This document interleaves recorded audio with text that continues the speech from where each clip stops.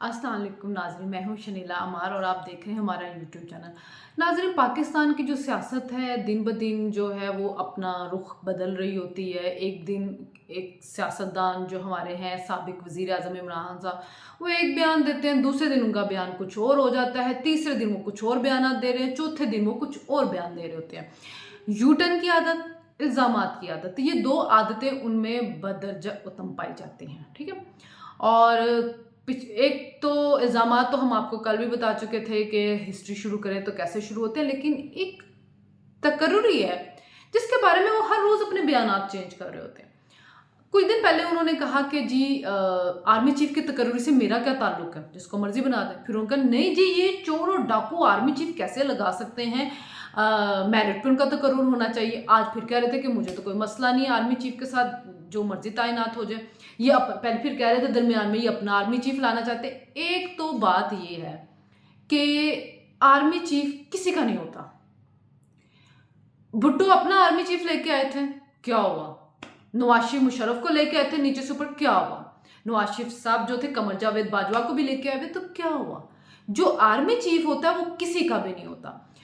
उसने अपने इदारे की पॉलिसी को टो करना होता है, इदारे के मुफादात को देखना होता है, इदारे के मुफादात का दिफा करना होता है। एक तो मुझे ये समझ नहीं आती कि हमारे मुल्क के अंदर जो आर्मी चीफ की तकर्रुरी है उसको इतना बड़ा मसला क्यों बना दिया गया है। देखिए, जैसे सुप्रीम कोर्ट के अंदर जो सीनियर मोस्ट जज होता है वो आपका बन जाता है चीफ जस्टिस। किसी को पता भी नहीं होता कि वो तकर्रुरी आ रही है, कब आ रही है, अनलेस अनटिल कि उस सियासी वहां से कुछ ऐसी चीजें ना चल रही हों कि अवाम इंतजार करे कि अब ये जाए और दूसरा आए, वो दूसरा जो अच्छे वाला है। लेकिन हमारी तारीख इस मामले में भी बड़ी ख़राब रही है। बहरहाल जी, आर्मी चीफ की तकर्री पाकिस्तान में करोला पड़ा हुआ है। अब इमरान खान साहब जो हैं वो कह रहे हैं कि ये मेरिट पे नहीं लगा सकते। तो इनका मेरिट क्या है? इनका मेरिट बुजदार है, इनका मेरिट महमूद अली खान है, इनका मेरिट फवाद चौधरी, इनका मेरिट फिरदौस आशिक कवान है, इनका मेरिट जो है वो फैसल वाडा है। मतलब कोई मेरिट पे अपनी तकर्री भी तो बताएं ना। 4 आपने आईजी पंजाब के चेंज किए कि वो आपके कहने के ऊपर सियासी वो नहीं कर रहे थे, मुकदमा सियासी नहीं हो रहे थे, इदारे को सियासी नहीं कर रहे थे, आपके अहकामात नहीं मान रहे थे, जो सियासी अहकामात थे तो आपने उनको तब्दील किया। चेयरमैन नैब आपकी मर्जी का था, आपसे ब्लैकमेल होता रहा तो उनको आप तोसी देते रहे। तो मेरिट क्या घर से उठा के कैप्टन सफदर को तो लगा नहीं देना शहबाज शरीफ ने। जो 5 नाम या 3 नाम जो उनको आएंगे इदारे की तरफ से, जो समरी आएगी, उन्होंने उसी नाम में से बंदा चूज करना है। अच्छा, अब वो सारे जनरल जो हैं वो आर्मी का एक इंटरनल प्रोसेस है जो जिसके तहत वो सारे उसमें से निकलते हुए वो इस रैंक के ऊपर पहुंचे, ओहदे के ऊपर पहुंचे। वहां वो किसी सिफारिश पे तो नहीं पहुंचे कि जी वो पहले वो जो मेजर थे तो उनको उठा के सिफारिश के जरिए जो है वो मेजर जनरल बना दिया गया है, लेफ्टिनेंट जनरल बना दिया गया है। ऐसा नहीं है। वो अपने सारे जो प्रोसेस थे उनको कंप्लीट करते हुए आर्मी के अंदर मेरिट बहुत सख्ती से फॉलो किया जाता है। हर जो जनरल होता है वो उसके जिम्मे कुछ टास्क होते हैं, वो उनको पूरा करते करते करते इस रैंक के ऊपर पहुंचता है कि वो आर्मी चीफ की लिस्ट के अंदर आता है। ये नहीं होता कि जी आप किसी को भी उठा के लगा दें। कोई बकायदा इंटरव्यू तो नहीं होते हैं बैठ के कि अब आर्मी चीफ जो है वो हमने किसी इश्तिहार दिया गया है, अब लोग आएंगे, हम उनकी सीवियां चेक करेंगे। नहीं, आर्मी का अपना एक इंटरनल मैकेनिज्म है, उसी के तहत ये सारी तकर्रियाँ यानी सॉरी तरक्कियाँ होती हैं जिसके तहत वो इस पे पहुंचते हैं। वो जो नाम आएंगे उन्हीं में से उन्होंने ले लेना है। तो आप मेरिट किसको कह रहे हैं? पहले तो मेरिट डिफाइन कर दे, फिर कहते हैं नहीं नहीं, मेरा मेरिट से कहने का मतलब ये चोर जो है ये आर्मी चीफ नहीं लगा सकते। तो भाई उसी चोर के लगाए हुए एक आर्मी चीफ को तो आपने एक्सटेंशन दी थी। जनरल कमर जावेद बाजवा को नवाज शरीफ साहब ने लगाया था, आपने उसको एक्सटेंशन दी थी। उस वक्त उस चोर की वो जो तैनाती थी वो आपको कबूल थी। अब आप अजीब ड्रामे करने लगे हुए हैं। और या तो ये बात है कि जनरल फैज हमीद को आर्मी चीफ बना देते, आपको वजीर आजम बना देते और पाकिस्तान का आइन फाड़ के फेंक देते हैं कि जी बस ये ताहयात है, मोहर लगा दे। ना कोई पार्लियामेंट, ना कोई आइन, ना कोई जुडिशरी, कुछ भी नहीं होना चाहिए। सिर्फ ये 2 बंदे इस मुल्क के अंदर हुकूमत करते रहे जब तक कि इनकी जिंदगी है, जब तक है जान। तो ये अगर इमरान खान सिर्फ ये चाहते हैं। लॉन्ग मार्च है, तमाशा है, वो हर रोज़ एक टीवी पे बैठ के तकरीर करनी शुरू कर देते हैं। अवाम को उनकी तकरीर दिखाई जा रही होती है। अब कल वो एक इंटरनेशनल मीडिया से बात करते हैं, उन्होंने कहा जी मैं तो 4-6 हफ्तों के लिए बेड रेस्ट मुझे कहते हैं, मैं बेड से निकल नहीं सकता। तो आपने किस वक्त इस्लामाबाद पहुंचना है, किस वक्त पिंडी आना, हमें तो 10 दिन का कहा गया था कि 10 दिन बाद इमरान पिंडी से आके ज्वाइन करेंगे। तो वो जो बेड रेस्ट 4 हफ्तों का है वो 10 दिन में ख़त्म कैसे हो जाएगा, पहले तो ये बताया जाए। फिर ये तो मुझे इलेक्शन कैंपेन ही लग रही है कि इलेक्शन कैंपेन चलाई जा रही है। देखिए इमरान अपने सारे जो ऑप्शन है ना वो एग्जॉस्ट कर चुके हुए हैं। आपने लॉन्ग मार्च की धमकी दी, आपने लॉन्ग मार्च किया और इस्लामाबाद के ऊपर चढ़ाई की, आपको पसपा होना पड़ा, आप वापस चले गए और 6 महीने आप बैठे रहे। फिर आप जल्द से करते रहे, जुलूस करते रहे, इल्ज़ामात लगाते रहे, इदारे के अंदर आप बगावत पैदा करने की कोशिश करते रहे, मीर जाफर, मीर सादक, न्यूट्रल, चोर, डाकू, IMF का मुआहदा सस्पेंड करने की आपने कोशिश की। मतलब जो मुल्क दुश्मनी होती थी वो कर सकते थे। सैलाब आया, उस सैलाब के दाम अवाम के पास जाने के बजाय आपने अपने जल्द से जुलूस से सारी चीज़ें जो थी इसको जारी रखा। अब आप ये जो लॉन्ग मार्च आप कर रहे हैं, क्योंकि एक तो आप उसको लंबा करना चाह रहे हैं कि ताकि जो तकर्री है मैं उस वक्त तक इस्लामाबाद जाके पहुंचूं, दूसरा जो सऊदी शहजादे का विजिट है आप उसको भी जो है सबूताश करना चाहते हैं, जैसे आपने पहले किया था उसका चाइना के प्रेसिडेंट का। तो अब आप इसको करना चाह रहे हो और खबरें भी अब निकलना शुरू है कि शायद उसको पोस्टपोन कर दिया जाए, जो मुल्क की प्रिवेलिंग सिचुएशन, और इमरान चाह भी यही रहे हैं। रोड आपने ब्लॉक करके देख लिए हैं और अवाम को आपने उकसा के देख लिया, लेकिन आपको अभी तक मतलूबा कोई नतीजा निकल ही नहीं रहा है। तो देखें आपके पास हल यही है कि आप पार्लियामेंट में जाएं। सियासी जमातें जो होती है ना वो कभी भी मुज़ाकरात के दरवाजे बंद नहीं करती। अगर 2 सियासी जमातें जिनकी 90 की दहाई में इतनी दुश्मनी थी वो बैठ गई मिलकर, उन्होंने चार्टर ऑफ डेमोक्रेसी कर लिया, तो आप क्यों नहीं सियासी जमातों के साथ जाके मिल बैठते और मिल बैठ के कोई ऑप्शन निकालने की कोशिश करते हैं। देखें ये जो फसाद आप फैला रहे हैं या जो आप इल्ज़ामात की सियासत कर रहे हैं या जो आप इंतशार फैला रहे हैं, इससे आपको कुछ नहीं मिलना है और अभी तक 6 महीनों से आपको कुछ नहीं मिला है।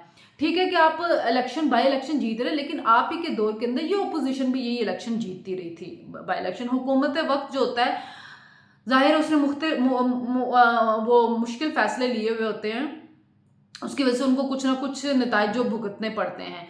लेकिन ये भी याद रखें कि हर जगह पे इमरान साहब खुद खड़े हो गए थे और जिन लोगों ने 4-5 लोगों ने उस हल्के से टिकटें लेनी तो पूरा जोर लगाते, उसके बावजूद 5-10 हज़ार का फर्क था और वो जो दूसरा उम्मीदवार था वो अकेला लड़ रहा था क्योंकि उसके साथ पार्टी की कोई भी सीनियर क़यादत उसके हल्के में नहीं गई थी उसकी कैंपेन चलाने के लिए। तो जो जनरल इलेक्शन होते हैं वो एक मुख्तलिफ चीज़ होती है, उस वक्त जाके देखा जाएगा कि क्या सिचुएशन बनती है। आप पार्लियामेंट में आए, आप पार्लियामेंट में बैठे, आप बात करें। देखिए आप ईवीएम मशीनों की बात करते हैं कि ये जो है ईवीएम मशीनों से डरते हैं तो इसलिए इलेक्शन, तो आप भी कहीं उनसे बात करके उनके खदशात को दूर करते। जब आप वजीर आजम थे, अपोजिशन इसके खिलाफ थी, तो क्या आपने उनके साथ मुज़ाकरात किए? नहीं किए। आप उनकी बात तो सुनते। आपने भी सारे पार्लियामानी रूल एंड रेगुलेशन को बिल्डोज करवा के रातों रात ये बिल पास करवाया था। तो अभी आप जो है अब अगर उनको आपको खदशात हैं तो आप पार्लियामेंट में जाएं, जाके बात तो करें। पार्लियामेंट में आपको अवाम ने चुन के भेजा हुआ। देखें अगर आप समझ रहे हैं कि आप पॉपुलर हैं तो अगर अब तो इलेक्शन नवंबर में हो भी नहीं सकते हैं, नवंबर आगे दिसंबर में भी अगर ऐलान करें तो जनवरी, फरवरी, मार्च, अप्रैल तक बात चली जाएगी। वही जो हल्का बंदियां होनी है, सब कुछ होना है, सैलाब मुल्क में है उसकी बात करें तो जहाँ पे अप्रैल होगा वहां पे 2 महीने और आगे हो जाएंगे तो क्या हो जाएगा? आपकी पॉपुलैरिटी तो कम नहीं हो सकेगी। अगर आप वाकई इतने पॉपुलर है और आपने आवाम को शोर दे दिया है तो वहाँ आवाम आएगी, आके जो है वो कर लेगी। और अगर ईवीएम मशीनें आपको इतना लग रहा है तो आप 2018 का जो इलेक्शन आप कहते हैं कि मैं बड़ा मुनसफाना जीत के आया हूँ, तो फिर अब इलेक्शन से आपको डर क्यों लग रहा है? फिर उस वक्त अगर आवाम की ताकत से आप जीते थे, उस वक्त भी तो यही हुकूमत से निकल के केयर टेकर सेटअप लगा के, तो अभी अगर आवाम आपके साथ हो तो आप अवामी ताकत से जीत सकते हैं। तो आपको डर किस बात का है? जो डर है, खदशात हैं, पार्लियामेंट में बात करें, मुज़ाकरात के रास्ते बंद ना करें किसी के साथ भी। फिर जो आपका इंटरव्यू लिया है एक जर्मन DW की एंकर ने, उस बेचारी ने ट्वीट कर दी कि जो मुझे धमकियां मिल रही हैं कत्ल की, रेप की, और ये उस कंपनी के साथ भी किया गया था जिसने फ्रॉन्जिक किया था, जो अहमद नूरानी ने साकिब निसार की जो ऑडियो थी उसका फ्रॉन्जिक किया था, करके कहा था कि ये बिल्कुल जेन्युइन है। तो उनको भी इसी तरह थ्रेट दी गई थी। और मेरे ख्याल में इमरान के सपोर्टर्स की ये एक बहुत ही घटिया हरकत है कि आप किसी एंकर को थ्रेट करना शुरू कर दें और उनको धमकियां देना शुरू कर दें। ये पाकिस्तानी एंकर तो है नहीं जो आपसे डर जाएंगे। वो आपसे डरते तो बिल्कुल भी नहीं है वो लोग, और किसी की हिम्मत भी नहीं है कि उनको जर्मनी में कुछ कह सके। आपने शयान का केस देख ही लिया ना, कि वो गए हैं जी, उसके कॉलेज गए हैं और कॉलेज को शिकायत की तो वो अपना अकाउंट डीएक्टिव करके चला गया, और उनकी मदर को जब हरास का केस किया गया तो पुलिस आके पकड़ के ले गई। और ये सिर्फ सस्ती शोहरत चाहते हैं ये यूके में बैठे हुए ये चंद अफराद जो हैं। वहाँ पे अच्छे लोग भी हैं, लेकिन उनमें कुछ ये काली भेड़ें भी हैं। ये जो काली भेड़ें हैं ये सिर्फ चाहती हैं अटेंशन। इस अटेंशन की वजह से ये सारी हरकतें करें। मुल्क कौम का कोई दर्द इनके सीने के अंदर नहीं है, और हो भी नहीं सकता है। आप सालों साल से इस मुल्क के अंदर आते नहीं, आपको पता ही नहीं यहाँ पे क्या चल रहा है। लेकिन चूंकि ये जो चीज़ होती है ना, इसके ऊपर आपको शोहरत मिल रही होती है, क्योंकि मीडिया कवर कर रहा है, रोज़ वहाँ पे जाके बैठे हुए हैं, सोशल मीडिया पे डाल रहे हैं, एक कल्ट फॉलोइंग है, वो आपको हीरो बनाना शुरू कर देते हैं। तो ये सारी चीज़ें आपको पसंद है, जिसकी वजह से ये सारा जो होता है वो वहाँ पे धूम धड़क्का सब कुछ हो रहा है। तो अब सब छोड़ के चलना पड़ गया। इसी तरह अमेरिका का भी कोई एक किस्सा ट्विटर के ऊपर बताया था, जब भी नवाज शरीफ साहब वज़ीर आज़म थे, वहाँ पे आए थे जनरल असेंबली के लिए, तो उनके होटल के बाहर फुटपाथ पे आके कुछ तहरीक इंसाफ के सपोर्टरों ने हंगामा वो करना शुरू किया, प्रोटेस्ट। तो पुलिस वहाँ पहुँच गई अमेरिका में अवाम की सहूलत का बहुत ज़्यादा ख्याल रखा जाता है। तो उन्होंने आके कहा जी हाँ जी क्या चक्कर है, उन्होंने निकले यहाँ से, उन्होंने समझाने की कोशिश की ये एक चोर है प्रोटेस्ट। उन्होंने कहा नहीं जी, मैं यहाँ आपसे मुज़ाकरात करने नहीं आया, यहाँ से जाते हूँ या मैं आपको लेकर चला जाऊँ। सारे भाग गए थे। तो मेरा ख्याल में बरतानिया भी थोड़े से अपने कवानीन पे कोई नज़रसानी करें कि वहाँ पे जो इर्द गिर्द के नेबर है वो रोने पे ऊपर आ गए हैं। इतनी भी क्या शख्सी आज़ादी कि आप किसी की भी ज़िंदगी जीरन करने का किसी को भी लाइसेंस दे दें कि लगे रहो लगे रहो लगे रहो, तो वो जो पड़ोसी हैं वो भी रोने पे आ गए, लोगों की ज़िंदगी अजाब में डाली हुई। तो कुछ तो जाके आप जो है वो कंट्रोल करें चीज़ों को।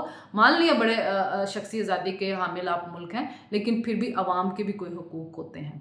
तो जी चलें अब देखते हैं कि जी इमरान कल साहब अपनी तकरीर में नया क्या इंकशाफ करते हैं। फ़िलहाल तो हम उनकी वही 12 साल पुरानी तकरीर सुन रहे हैं, चोर डाकू न्यूट्रल अंपायर, मैं शौकत खानम, और अब उसमें कातलाना हमला भी शामिल हो गया है। तो अब देखते हैं कि मज़ीद क्या क्या चीज़ें उसके अंदर। उनको अरशद शरीफ की लाश मिल गई है, उनके पे कातलाना हमला हो गया, तो उनको सियासत के लिए अब कुछ मवाद मिल गया, वरना वही फंसी हुई टेप रिकॉर्डर था जो बजता रहता था हर वक्त। तो देखते हैं जी ये लॉन्ग मार्च कब तक इस्लामाबाद पहुंचता है। फ़िलहाल इस्लामाबाद वाले सुकून में है कि कुछ ज़िंदगी उनकी आसान हुई है, और देखते हैं कि कब तक ये ज़िंदगी अजीरन करने अवाम की पहुंचते हैं। तब तक के जी अल्लाह हाफिज़, फिर मुलाकात होगी।